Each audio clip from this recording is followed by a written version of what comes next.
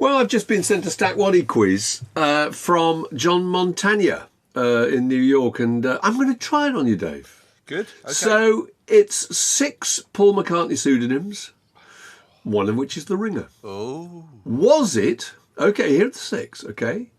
Ian Iokmo. That's Ian Iokmo. The second is Apollo C. Vermouth. Go on. Third is Clint Harrigan. Go on. Fourth is Billy Martin. Right. Fifth is Eric Montague. And the 6th one is Bernard Webb. Can you spot The Ringer? Bernard Webb is real, because that was the... I'm going to bore you with some No, go on. additional trivia. Bernard Webb is the... I think he wrote the first Peter and Gordon hit, World Without Love, as Paul McCartney. And therefore the story was, could they possibly repeat the success if people didn't know it was Paul McCartney? And so the next record, Woman, was written by Bernard Webb. That's absolutely right. It was actually Paul McCartney. That's right. Apollo C. Vermouth is the name under which he produced I'm the Urban Space That's Man absolutely correct. by Bonzo Dog. It was reasonably well known. Absolutely. God, now the other ones. Give me the other ones. The other ones are Ian Iokmo. That means nothing to me at all. Clint Harrigan. Clint Harrigan rings a distant bell. Yes, it does ring a bell to me too. And if it was the name he used to write the liner notes for the Wings Wildlife album. Okay, right. In This Rapper is the music they made. Can You Dig It? Etc. So that one's real. Billy Martin. So we're down to Billy Martin, Eric Montague, and Ian Iokmo. Billy Martin sounds like a made-up name. Ian Montague sounds like a made-up name. So that just leaves us with the one that was first. Ian Iokmo. Yeah. No, actually, that's not. No. Okay. Ian Iokmo was real. The pseudonym he used when contributing to the International Times. Oh, right. Published by the Indica Gallery. And it also apparently sounds like his name backwards. I'm not going to try and work that out off the top of my head. So no, that's real. As is Billy Martin, which is he had some secret recording sessions at EMI and Morgan Studios for the McCartney album. They're all booked under that name. No, The Ringer is Eric Montague. There was no Eric Montague. But they're good, aren't they? Very good work. That's a very well invented one. That is. It is. The trick in doing a Stackwaddy game is to make sure that your ringer sounds plausible. Yeah. That's the hard thing to do. Eric Montague does sound like the kind of, that'll do. It's a little bit arch. It sounds like a little bit clever. It sounds like somebody he was at school with or something. Yeah. That he borrowed. So that's very good. In other news, I should just report, if you're one of our birthday Patreon supporters, you may have seen we did a birthday chat with Phil Turner the other week, and Phil works in the horse racing business. I won't say he gave us a tip from the stables. He wasn't that. I don't think it was from the stables, but he gave us a tip, and good God, it won. It won. I know, Midnight Jewel.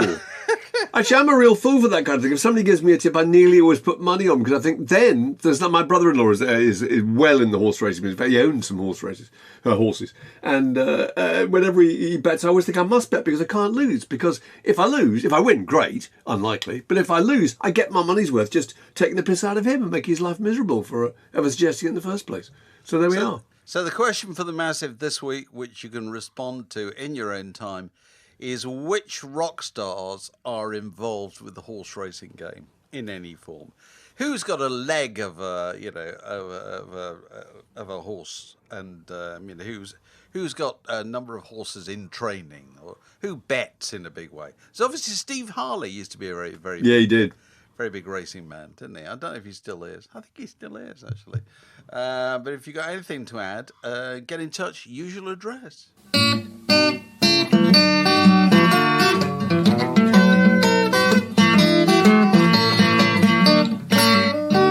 You're listening to a podcast from The Word. We were talking recently to Paul Gorman about his book about the music press. Yeah.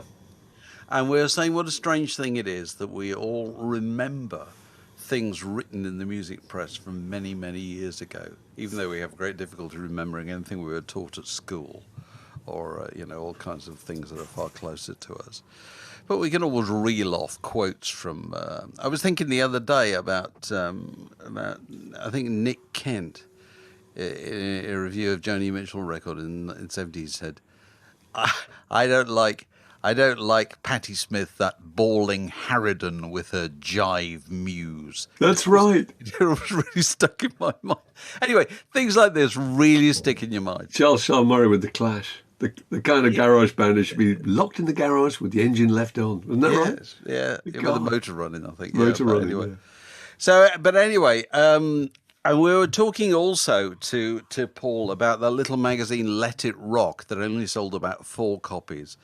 But, you know, I was one of the people who bought them, and I've met everybody else who bought them. This is a magazine that kind of, I wouldn't say flourish, but it hung on for about a couple of years or something in the mid-70s, and was very much a kind of forerunner of the likes of Mojo and Uncut, but years before its time, and in an era where there was no advertising to finance that kind of thing. Anyway, at the time, when Joni Mitchell's Court and Spark came out in 1974, that it was the kind of lead review in Let It Rock. And it was reviewed, unlike most of the records in Let It Rock, which were reviewed by people like Charlie Murray and Charlie Gillett or whatever, you know, people you knew. This was reviewed by a guy you didn't know at all. It was a guy called Stephen Barnard. And the final line of the review was, and it's one of these lines that stuck with me, you know, rock is dead, long live popular music.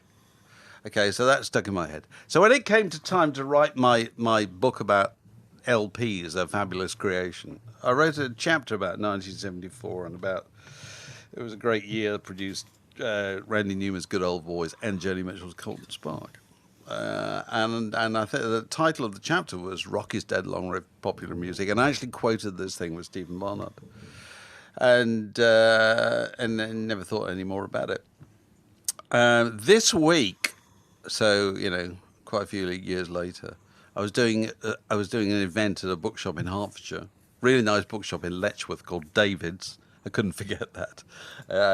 And I've done things there before, and they're very nice, and it's a really good place.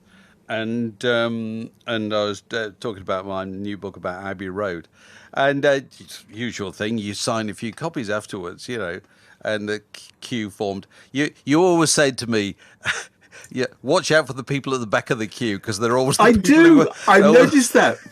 There are people, the last person in the queue does it for a reason, because they've got something to say to you. They want to have a conversation which they don't want to have interrupted. Yeah. But anyway, I can see probably where this is going. Go on, this is great. So, you know, this guy wasn't at the end of the queue, but anyway, he was halfway back in the queue, and he came, as he got there, he said, thank you very much. He said, you quoted me in one of your books. I said, really? He said, yes, I'm Stephen Barnard who wrote that. That's fantastic. And he said, I didn't know at all until he was reading the book, A Fabulous Creation. Yeah, he got halfway. Did you credit him when you said it? Yes, you did. Yeah. But he was halfway through the book and reading it, and then suddenly went, crikey, I'm in this book. That's fantastic. And then came along. So I thought that was... I was very glad he did. That's a lovely story. It's nice, isn't it? You know? He would have been so thrilled. Did he carry on writing reviews, or was that just a kind of one-off? I didn't actually ask him. He said he was very young at the time, and either Charlie Gillett was in charge of doling out the reviews for Let It Rock. Yeah. And that Charlie, I think he said he was only 16, 17 at the time. And that Charlie said, go on, you do this. And you can imagine Charlie doing that. Oh, he would have done, yeah. And... you know, because reviews editors, it made me think, you know, reviews editors are always caught between wanting to use the old reliables because they're reliable, you know, they'll deliver on time. Yeah. But also just wanted to get new voices in there all the time, aren't they? You know? Yeah. And so shake up the old guard. Yeah, absolutely. And they will tend to try a 16-year-old or, you know, somebody with no kind of CV or anything like that. And so he must have done that in that spirit. And so he said, I only did it for a while. And but it, you know, in a way, he's one of those people who's famous via the music press, if only in a small way. Because Absolutely. I remember him. You know, I know. And you know, if you ever wrote a review in the NME or any of those titles, somebody somewhere will remember you Because the person you wrote the review about... They will have probably cut it out. It might still be on their fridge. Yes. It's quite possible. Or their the only mention the press they ever got. Or their mothers will have... Yeah. Was it... we were thinking about this when we were talking to Claire Grogan some while ago, beginning of lockdown, I think, when we did a kind of word erratic with Claire Grogan. And I think her mother had died. I think that's correct, I think. And so she'd been involved in clearing out, stuff from the old family home. And then she found a load of old clippings about her and altered images and so forth. But exactly the same thing happened with David Baddiel. This is what I was going to say. Baddiel's dad died. Did you see? I don't know if you follow him, but I saw it. Very, very good. And he suddenly said, I'm really touched. They never mentioned this at the time. And they had all these things about him and Newman, I think. Was it Newman and Baddiel and their early gigs? And, he was just terribly moved by it. It was so sweet. Because it is a fact. It doesn't matter who you are. Your biggest fan is your mum. Yeah. It's just as simple as that, isn't it? And she's the person who never goes off you. So let that be a lesson to you all. When I was the editor of Smash Hits, my mum used to occasionally wear the free promotional badges that we put on the front. And her favourite one was Simple Minds, which she thought just somehow applied to her. She used to go into shops hoping that someone would comment. And if they commented, she'd go, "Oh, yes, well, it's a free badge on the cover of the magazine that my son edits." It would be her way of starting a conversation. Very touching. My mother used to go into the local newsagent, and she didn't buy them. She just used to look in whatever I was writing for to see if I was still there. And when I was, after I'd been editor of Smash Hits and then was subsequently editorial director, my mother looked on the masthead and saw I was no longer editor. And she rang me up and said, "Is everything all right?" Oh, that's great. No, you've been demoted somehow. You've been kicked upstairs to editorial director. See, that's what... The truth is, that's what mothers always fear, actually, in any sphere, actually. I mean, what we've discussed this before. What the hell must it be like being the parent of a kind of top footballer or tennis player or whatever, and watching them either succeed or fail in the most public glare. I can't imagine. Oh yeah, and see the press turn against them. And, it must be absolutely miserable. And knowing also that if they're an athlete, that it's it's only a relatively short space of time they've got to operate anyway. Yeah. Grim. Yeah. That's why we never did it. That's right. We could have done so easily. Absolutely. I could have been a judge if it wasn't for the Latin. The Word Podcast. Prime cuts of popular culture served fresh each week. So another thing from my trip up north this weekend, took a very busy train from King's Cross on Friday afternoon, really packed, day before rail strike and so forth. And a figure came down the carriage, went down the other end, and then came back. And I think I was the only person who clocked this individual, who was wearing a very sophisticated pair of sunglasses that allowed you to see a certain amount of her face, but not the kind of... Oh, this is good. Was she a musician? Is she a musician? Well, it certainly, yes. Okay. All right. Okay. Can I possibly guess? I think I was the only person, certainly in my carriage, I had to draw it to my wife's attention who this was. And she then had a look when she came back and said, "Yes, you're absolutely right. It is." And this was a person who, Mark, let's say 10, 15 years ago, was one of the most famous people in the world. Okay? Coming down an intercity train going... A Spice Girl? Yes. No. Scary Spice. No kidding. Scary Spice. You're absolutely correct. Incredible. I mean, which I thought was kind of incredible. And that nobody recognised her. That nobody recognised her apart from me. Although somebody wearing sunglasses on a train early in the morning usually is indication... Well, it wasn't particularly... It was sunny. It was very bright, shiny day, so it was quite admissible, really, to wear sunglasses. There were kind of sunglasses that had a kind of dark area over the eyes, but the rest of it was you could see through. And it was, and she comes from Leeds, doesn't she? I think she does. Yeah. That's amazing. So there you are. Okay. What a weekend. What a weekend of stars play. King Crimson. I was only going to mention King Crimson because actually, funny enough, I got an email from someone I haven't I've been in touch with him for 2 or 3 years, actually. He said, I don't know what you'll be up to right now. You're probably sitting there listening to In the Court of the Crimson King by King Crimson. And weirdly, I was quite spooked out. God.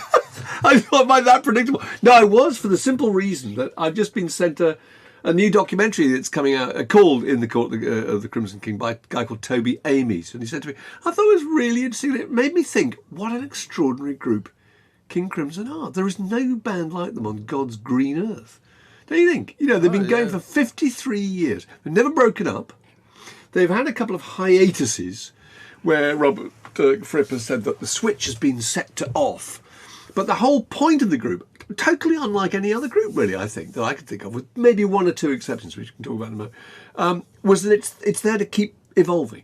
It's to keep new members and keep producing new music and keep trying new stuff. So therefore, it must be one of the very rare examples of a group that people go to see where they're as interested, if not more interested, actually, in hearing the new music. No, that's really true. Than they are in the old music, which is a bit. Obviously, they do play 21st century schizo and that's great. But I don't think that's the point of it at all.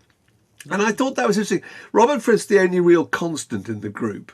There's an amazing story in it where MacDonald and Giles left, I think, really early, maybe in 1969. And he's so heartbroken, and MacDonald still regrets it. And he's interviewed, and he's almost in tears. He said, I really regret leaving. And I want to apologise to Robert that I broke your heart and just tell you I'm sorry. I thought, this is incredible, the amount of emotion back then. Imagine that, regretting it still after how many, 53 years? They left during an American tour, didn't they? That's right, they did. And it was the kind of breakthrough in the United States. It was. And they announced they were leaving. Yeah. Which was so early in the day, wasn't it? Oh, they'd only been in the group about less than a year. I think it was just the experience of touring. They didn't like it. They couldn't bear it. And they were going to go on tour in Japan and Europe after this, and they just couldn't stand it. And one of them, I think it's Mel Collins, who's still in the group, he was talking about how in the early days, he said it wasn't much fun. If you made a mistake, it was the end of the world. You could imagine, because there's a certain element of James Brown about Robert Fripp, not quite finding people for bum notes, but not far off. And it's also interesting that Fripp himself is a really cold fish, actually. He's obviously quite a warm and humorous guy. You and I have talked about and seen those clips that he and his wife Toya did during lockdown, in their kitchens, dressed up in tutus and playing the guitar. They're fantastic. He's obviously a very funny guy. But it's quite a serious environment. And he's not at all warm to the fans. In fact, he's quite critical of the fans. And quite sneering and very controlling, and they're not allowed to film and they're not allowed to take photographs, which I actually have to say I approve of, actually. Really? But there we are. Yeah, but they don't mind that. They accept that he's just being Robert, And I just thought, I did think it was, and they play at one point, they talked about how they play in, with 3 different members of the group playing in 3 different time signatures. And you think, this is so rarefied and so complicated. And I couldn't think if there were any other groups are there any other examples? Sun Ra is a possible thing, but they're not, it's not quite the same scale. Beefheart, to some extent. Beefheart was interested in new members and producing new music. Soft Machine, maybe. But otherwise, I couldn't think of another group who were purely a kind of art form like this band. No. Do you know what I mean? And the people are rushing to get there, and there's no one sitting there saying, oh, did they play so-and-so from the 1971 album? They just want to see whatever it is they want to do. I suppose that's the virtue of never having really had hits. Yeah. So, it's not like you do your hits that everybody sings along with, and then everybody's slightly disappointed with whatever comes next, because you can't sing along with it. Yeah. Whereas there's a certain amount of, King Crimson was just a very rigorous concept, wasn't it, from day one? And the only people who ever got on the King Crimson bus were the people who warmed to that idea of that rigour. Completely, it's about discipline. A bit more rigour, fine. We're in the market for that. It's about discipline to the extent that Robert Fripp practices 5 hours a day. God, can you imagine 5 hours a day? And he was showing, some of the really complicated. Amazing. It's to this day. Yeah, that is longer. That is longer than Jacqueline Dupre used to practice. I know. Cello 5 hours. And he said, and the interviewer says, well, do people notice it? He said, well, they wouldn't notice any improvement in a week or two's time, but in a year's time, they might notice that I'm able to play things I might not have been able to play before. You think that's astonishing, really.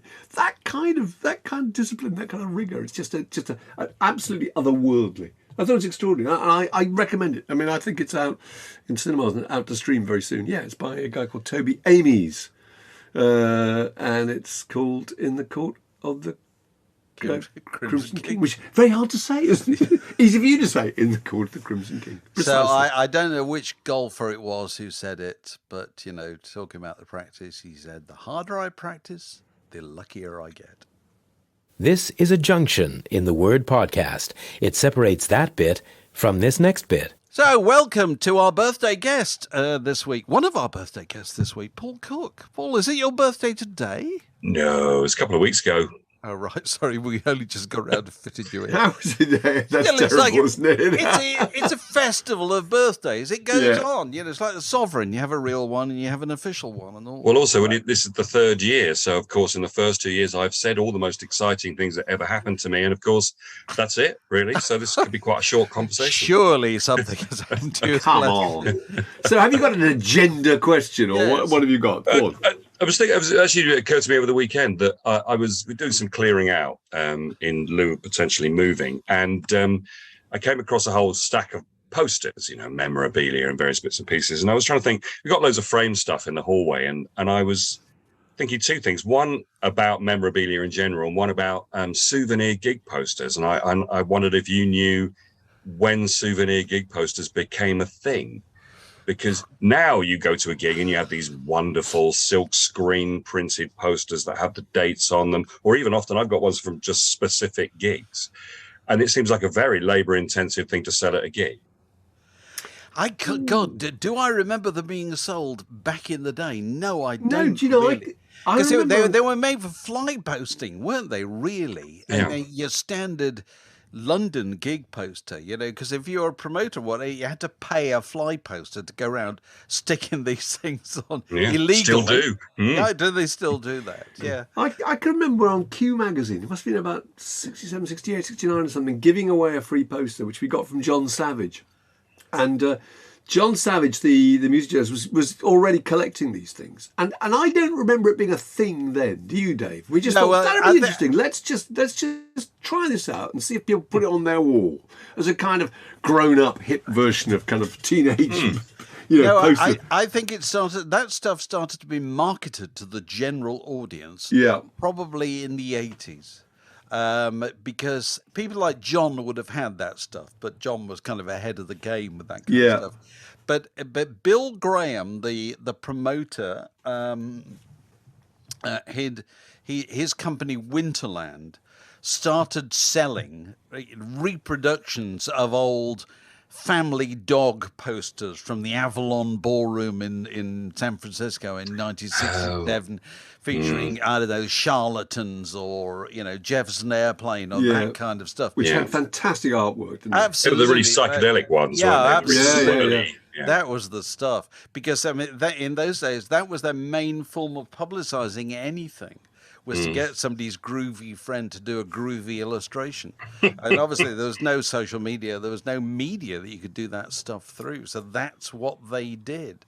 Yeah, I think of Robert Crumb did all those illustrations for jazz artists alongside doing his underground comics. But I never whether you could buy them. Which is how he got the job for the Janis Joplin, wasn't it, I think? That someone had seen those beautiful old jazz sleeves he'd done. Yeah, I went to a couple of years ago. I went to an afternoon with Robert Crumb at a cinema in the East End, and God, it was interesting. And there he was, surrounded by young art students who all revered him, but were aware of the fact that they ought to disapprove of him. So yes, absolutely, because all his works have got huge-breasted women. Oh yeah, enormous backsides, and all sorts of sexual shenanigans going on. I know. He was asked about these. He's the original Uncle Disgusting. Yeah, he's asked about these things, and I think they thought he was going to apologise, but he didn't. He just sat there, this strange, emaciated figure wearing a pork pie hat, smoking all the way. There's There's a great documentary about sorry, there's nothing I can do about that. Exactly. That's me. Different times. Hashtag. No, Right, yeah. his attitude was, it's not different times. His attitude was, that's me. And that's That's how I am. true, because Yeah. that is who he is. You know, Yeah. he wouldn't be interesting if he didn't do that. You know, Yes. There's a great documentary about him, I think came out on Artificial yes. Eye. And that's where his mother is just covered in cats. There, it's Barry. You can smell the room, even though it's on video. he's sure. genuinely weird, Robert Crumb. He's not art school weird. He's genuinely weird. Yeah, no, he has many filias, I believe. Oh yeah, I wouldn't be surprised. Absolutely. So, are you taking your posters to your new home? Oh, we're not moving yet, but yeah, this was one of the things. Is like, do I keep this? I mean, some of these are unframed, so the framed ones are in the hallway. Right. But it's like, do we get this frame? Why are you getting these frames? What are you demonstrating? You showing, hey, look at me. I was at this gig 4 years before anybody heard about this band. That kind of thing, you know. Because I was thinking also about things like set lists and that kind of memorabilia. And we've done set lists are never very exciting, are they? Unless you were there, because they're just a list of names, aren't they? There's nothing illustrated. And also, it's probably unintelligible. It looks like doctor's handwriting. Well, they're often just in code, aren't they? They're just one word for each song. Yeah. Yes. Well, in fact, and I looked up some of the memorabilia, and there's a handwritten Beatles set list that went for $500,000. $500,000? $500,000. I just cannot believe that. I mean, I just couldn't have done. I mean, it was on the internet, so it must be real. Exactly. That's just absolutely impossible. Whereas you get a Nirvana set list at a snip for £5,625. Yeah, that's more like it. I mean, $500,000. In fact, I'll ask you. You can get $500,000 for an acetate of the Beatles. Absolutely. So, how much do you think for the Sgt. Pepper drum head? Oh, well, as on the original. On the cover. Oh, my goodness me. That would be a lot of money. I don't know. That's a lot of money. Does it exist? Sorry? It's apparently. Yeah, apparently. How much? Go on. $500,000. That's more like You it. see, that's quite That's reasonable. a thing, though, isn't it? It's a thing, That's and you a can real- put it on your wall. And you can point to the album cover and say, "Look, that's it there." It's Jan You could, Howarth if you who had that did in a it, isn't it? museum, exactly, that would get people beating a path to your door. You would come and look at that. You Yeah, would. I mean, That's why museums buy this stuff. If you found a notebook from the 1950s that was unused, you could probably write a ton of your own set lists from the Beatles, and if you got ink from the time. But Well, I don't wish to, cast any aspersions on the unimpeachable honesty of Don McLean, but the fact that he sold the lyrics of American Pie for $1 million and then a week later discovered. God, guess what I've just found in the ass? I think I should have cleared that before. this was the second draft. No, he had Vincent, his other big hit. He had sold that as well for not quite so much. But now you can sell the rights of your likeness, as Bruce Willis did, which is. Oh right, yes. Well, but you're still not owning Julie Andrews' guitar from The Sound of Music for £37,500. see, that's quite. That's reasonable. cheap. That's Absolutely I unbelievable. think we could club together and get that for the, for the one of the backgrounds for the two of you. That seems a very, very good deal to me. But I mean, Must some be people lots of them. We had some people at the weekend in a pub, and they were like old punks. They put on a combination of Bay City Rollers and X-Ray Specs on the jukebox, and we got talking to them, and one of them had Dave Vanion's shoe. Wait, just one. Just one just shoe. one. So he couldn't even wear the pair of shoes to a party and say, I'm going to... No, just there it is. It was like a shiny, pointy dress shoe. took it- How do you get one shoe as well? I mean, does it... I think it made its way from the stage into the audience at some point during a gig, as opposed to, I think, running up to Dave Vanian on the street, just grabbing a shoe and running off, which would obviously be theft. Did he have it with him on this occasion? He did not, unfortunately. Oh, right. I mean, I would like to think that he wore it round his neck like a necklace, absolutely. But yeah, that was Dave Vanion's shoe. That's So you said amazing. you had another log to throw on the fire. Well, no, the other thing is it's only because obviously you talk about sort of what happened in the last year, but I realised that one of the things that happened this year is I accidentally started something on March the 20th, 2020, or March 2020, where I was furloughed, and so I did one of those very silly jokes where I put my head on some haute couture and said on Facebook, it's nice to be able to work at home so you can wear your own clothes. And, there was me in full ball gown. Right. And that kind of grew into something which has now had like 500 posts. But on the centenary posts, I do a cover version. It doesn't really work in this. I've seen this. I think you sent the link, didn't you? I sent the link to Alex. I hope you were able to still sleep. Bowie's Fashion, is that right? ZZ Top, I've done Fashion. Sharp-dressed man. Yeah, I did do I Love a Man in Uniform, but then the Russians invaded Ukraine. It's not funny anymore. It really suddenly was just not funny, having recorded it and got all the people to sing backing vocals. But, I would encourage people to have a look if they wanted to if we shall post the link. We'll post the link. Very good. If they want to scare their kids, to grow up to be more sensible adults, then it's probably worth a look. That's the way to do it. Well, look, Paul, thanks very much for joining us, and happy birthday as of 2 weeks ago. Thank you very much. See you in just under a year's time, if not before. Yeah, looking forward to it. Yes. Cheers. The Word Podcast. Fix yourself a drink, and it's like being in the pub. It's it's a birthday special, and we're joined by Steve Cadman. Steve, it's not but I think it was 2 weeks ago, wasn't it? But it's your 30th wedding anniversary? It is, and also my wife's birthday, yes. Very good. Fantastic, congratulations. So we'll celebrate those. Yeah. You've got various things to offer us. You got a Stackwaddy game? I have, yes. Go on. Okay, so the following are all ridiculous song titles by the band Budgie. Lord. Except for one, which I've made up. Okay. Go on. Okay, so if I was Britannia, I'd waive the rules. Right. Hot as a docker's armpit. You're the biggest thing since powdered milk. Crash course in brain surgery. Virgin on the ridiculous. In the grip of a tire fitter's hand. And Napoleon Boner parts 1 and 2. Oh, that's good. Well, Powdered milk's real, isn't it? If I were Britannia, I'd waive the rules. I think is a title of one of their albums, isn't it? It is, yes. And yeah. Virgin on the ridiculous is also of the time. Powdered milk, those are real. I'm absolutely sure. Right. What was the Napoleon Bonaparte one again? Napoleon Bonaparte 1 and 2. That's not made up. That got to be real. No, that is real, yeah. So what does that leave us with? In the grip of a tire fitter's hand, crash course in brain surgery, and hot as a docker's armpit, and you're the biggest thing since powdered milk. I'm sure powdered milk is real. Hot as a docker's armpit sounds real too. They're of that time, aren't they? Yeah, they are. Is this the great Burke Shelley we're talking about, isn't it? Yes, it is, yeah. Yeah. You may have to tell us. Go on. We give in. We give in. Virgin on the ridiculous is right. Oh, right, that's okay. a caravan song. Oh, right. Oh, very good. Easily confused. Very good. Yeah. Very good. So what have you agenda item have you got for us this week? The agenda item I had was I wanted to know what the biggest disappointment you've had in people always want you to always. It's not who's the most exciting person you've ever met. No. Well, can I give you an example?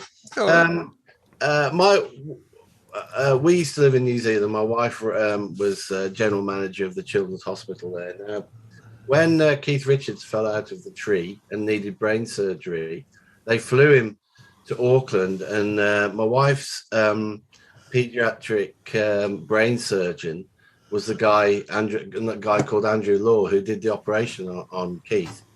And we were fairly friendly with Andrew, and obviously Dana, it's part of Dana's job, was looking after Andrew, making sure he was happy, because obviously a very stressful job, working on children's stuff.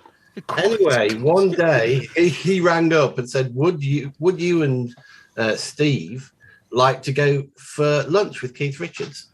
We're taking him up to the Bay of Islands in New Zealand." Oh, I've been there. It's a lovely place. Yeah, and this is on the Sunday lunchtime. Would you like to come up? There'd just be 5 of us.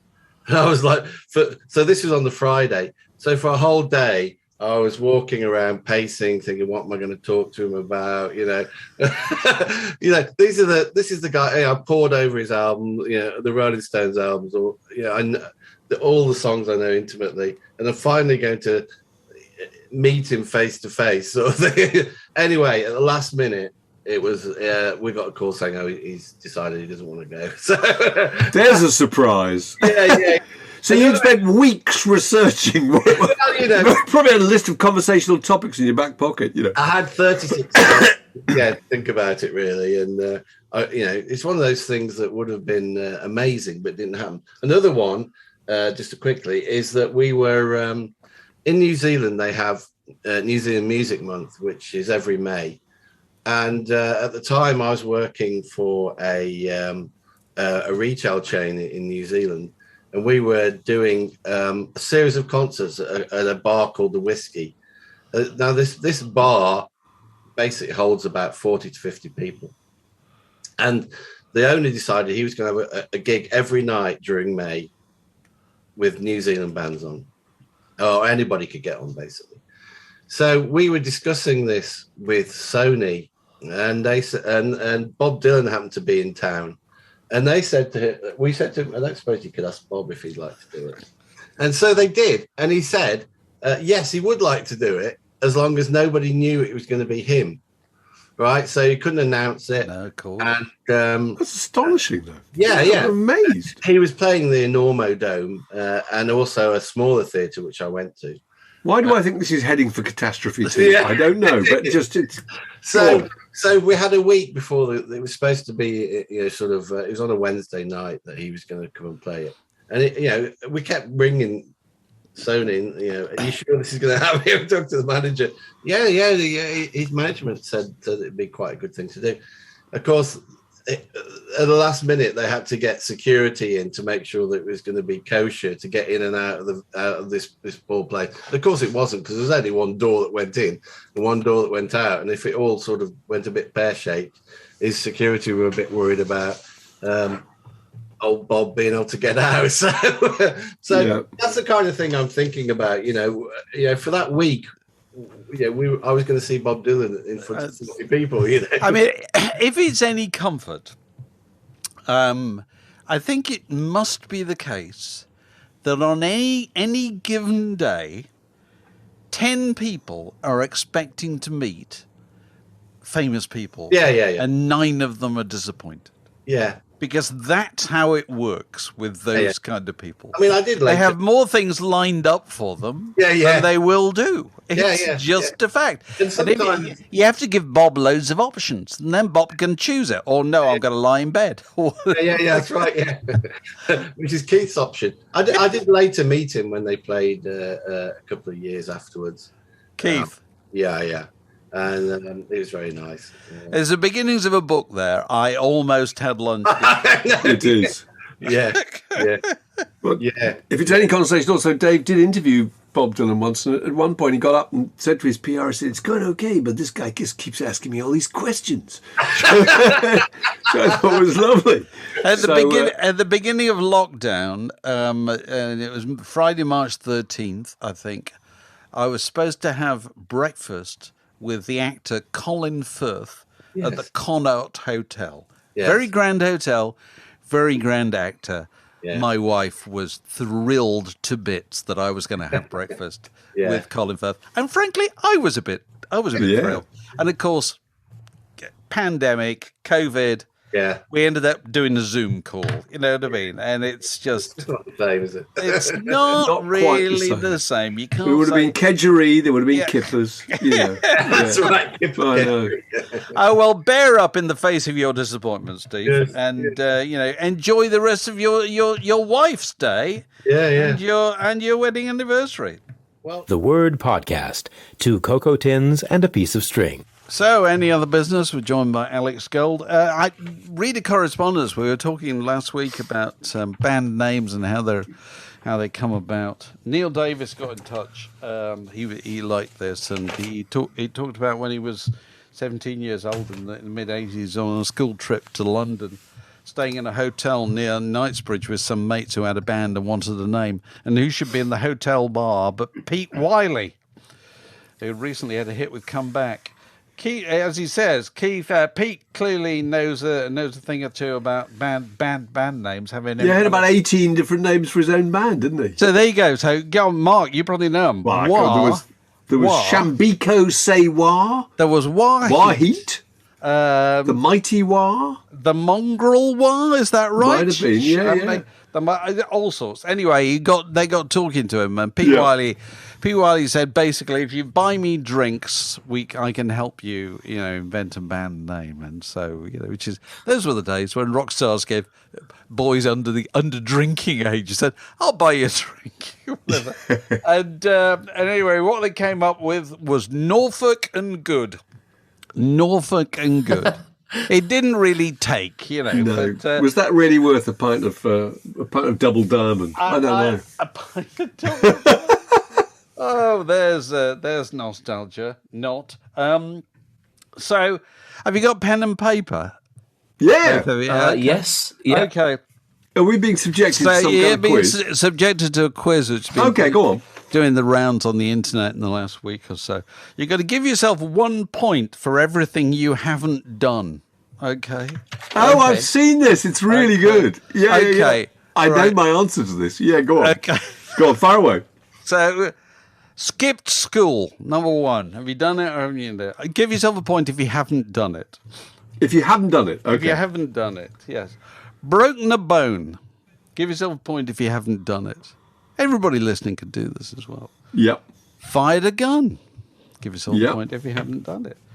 Done drugs. Give yourself a point if you haven't done it. Been in a limo.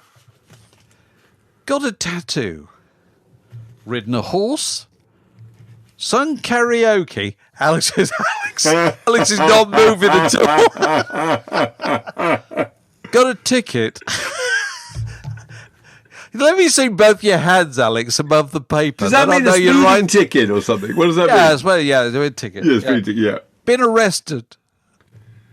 You have been arrested, Alex. Wow. No, I haven't actually. Yeah. No. Have you been zip lining, which is like, what's it, isn't it? What do you call it? Bungee jumping. Yeah. Been on TV, yes. Been on a cruise. Can I go to the minuses in? got a piercing, smoked, met a celebrity, been skydiving, had a one-night stand, skinny dipped, been drunk. All right, what's your score, Alex Gold? Oh, man. Your score's going to be naught, isn't it, Alex? You go 4. 4? 4 that you haven't done. What are the 4? Go on, tell us which the 4 are. What are the 4 that you haven't done? Oh, God, I haven't been arrested. All right, okay. I haven't got a piercing. All right, have you gone zip lining? I haven't been skydiving. I haven't gone skydiving. Right. And I forgot what the other one was, but I haven't done it. Zip lining, was it? Sure. Tattoo? You got a tattoo? No, I've been zip lining. You got a tattoo, I know. You've got a tattoo. All right, okay. Wow. Okay, so Mark Ellen, what about you? My score is 6. I have never skipped school. You've what? No, never. Never skipped school. Have I? No. What do you mean? As in, if you pretend to be ill when you're 6? Bunk off. I must have done. Sorry, ignore that. 5. Yeah. I haven't got a tattoo. Although I did go to a tattoo parlour to get tattooed in the moment with this mate of mine, and it was closed. So there you are. Oh, man. Yeah. I've never been arrested. I've never been ziplining. I haven't got a piercing, and I haven't been skydiving. So otherwise, the rest I'm afraid I've done. Have you sung karaoke? Yeah. Oh well. Yeah, and an EMAP, our old publishers, one of their parties. How about you? What's your score, Dave? What's your karaoke go to? My mic's becoming okay. I haven't got a tattoo. I haven't sung karaoke because I absolutely refuse. Oh, right. I've been prepared to risk embarrassment in a public place rather than sing karaoke. Okay. I have not been arrested. I've not been on a cruise. I haven't got a piercing. And I haven't been skydiving or gone zip lining. Okay. See, I've been on a cruise, but I've been on a cruise not as a cruise ship kind of passenger, but as part of the staff, giving a lecture, giving a talk. Which is perfectly legitimate, I think. But to have gone on a cruise otherwise, slightly iffy. But it's good though, isn't it? I've seen quite a few people who've done that. So talking to cruises, how's your cruise going, Alex? It's going on. We've got 2 more weeks in Alaska, and then I've been extended a little bit, so I get to do the crossing. So down the west coast So San Fran, LA, then the Mexican Riviera, as they call it, then through the Panama Canal. I think a quick cheeky stop at Guatemala, because you've got to, haven't you, really? And then Cartagena in Colombia, and then up to Miami, and then I fly home. So, I'm quite happy about that. I bought some ankle socks today. That's the big news. In case it gets chilly. I'm getting all my... I'm getting all my summer things, because summer things, of course, I've only packed for the cold, because I thought I was just going to be in the cold weather, but no. Yeah. So next week it's shorts, and a week after it's sunnies. You know, I'm giving myself something to look forward to every week. You see, and it's small purchases for sunshine, but it's going well. It's going. Shows are going good. So what have we got coming up in the world of Word in Your Ear? We just put out the Mark Cooper, haven't we? We've got Danny Baker we're doing next week, I think. Yes. Which is very good. We're doing Jackie Abbott, who's from the beautiful South, etc. soon. So, various things. And we can announce, we're doing a footballer, Dave. We won't announce who just yet, but we are doing a football, which is very exciting. A former footballer. A former footballer, which will be really good. Yeah, so, absolutely. Lots going on. So we got lots lined up, and so don't forget to subscribe and like in all the appropriate places. And if you haven't already done so, go to patreon.com/wordinyour-ear and see how you could become an even more valued member of our community. This podcast was brought to you by The Word.